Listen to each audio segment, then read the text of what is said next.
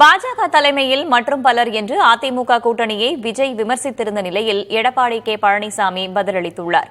அவர்கள் இருவரும் பேசியதை வினை எதிர்வினை பகுதியில் காணலாம்.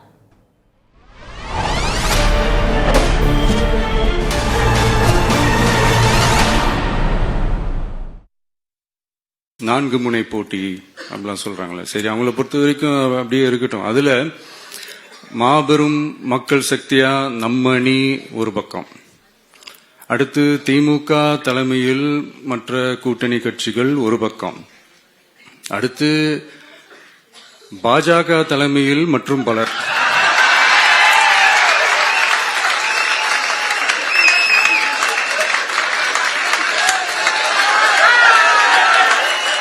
என்னப்பா சிரிக்கிறீங்க? உண்மையதானே சொன்னேன்.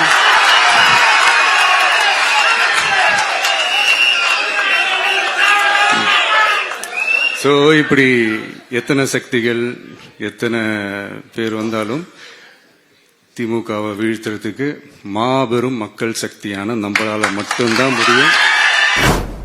மரியாதைக்குரிய மாண்புமிகு உள்துறை அமைச்சர் திரு அமித்ஷா அவர்கள், நானும் எங்களுடைய மூத்த நிர்வாகிகள் எல்லாம் கலந்து கொண்டு முதல் பேட்டியிலே சொன்னார், அனைத்து இந்திய அண்ணா திராவிட முன்னேற்ற கழகம் தேசிய ஜனநாயக கூட்டணி இரண்டும் இணைந்து புதிய கூட்டணி அமைச்சிருக்குது.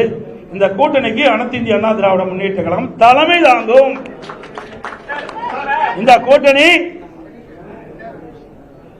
தேர்தலில் வெற்றி பெற்று ஆட்சி அமைக்கும், அதிமுக ஆட்சி அமைக்கும்.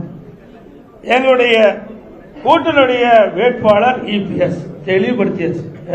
முதலமைச்சர் வேட்பாளர் இபிஎஸ். இது அவரு டிவியில பார்க்கல, தொலைக்காட்சியில் பார்க்கல, பார்க்கறதுக்கு நேரம் இல்ல, மக்களை பார்க்கறதும் இல்ல, தொலைக்காட்சியில் பார்த்து தெரிஞ்சுக்கல, ஒண்ணுமே தெரியாததை வச்சு எங்கிட்ட கேள்வி கேட்கணும். தெரிஞ்சிருந்தா பரவாயில்ல, ஒரு கட்சியுடைய தலைவர் எல்லாம் தெரிஞ்சிருக்க வேணும். தெரியாம அறியாம பேசிட்டு இருக்காரு. நாட்டில் நடக்கிற நிலவரம் என்னன்னே தெரியல. இப்படி ஒரு தடவையாவது இப்படி பிரஸ் மீட் காட்ட சொல்லுங்க, புரிஞ்சுக்கிட்டோம். நாட்டில் உங்களை போல் இருக்கிற நிருபர்கள் கேட்கின்ற கேள்விக்கு பதில் சொன்னா தான் வெளியில என்ன நடக்குன்னு அவர் புரிஞ்சுக்கிட்டோம்.